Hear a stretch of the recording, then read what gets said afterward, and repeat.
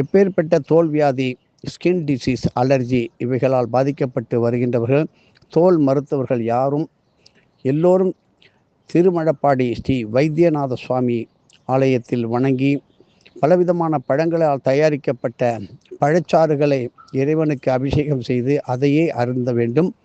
மேலும் பூஜ்ய சக்தியானது உருண்டையான வடிவம் கொண்டது என்பது எல்லாருக்கும் தெரியும்.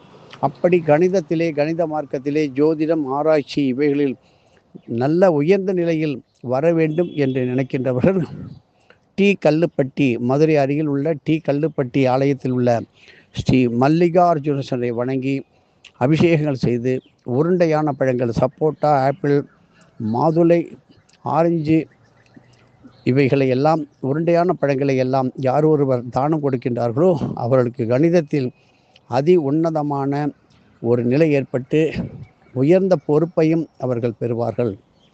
எதுவும் என்னுடையதெல்லாம் அனைத்து உடைய அருளால் அருணாச்சலா.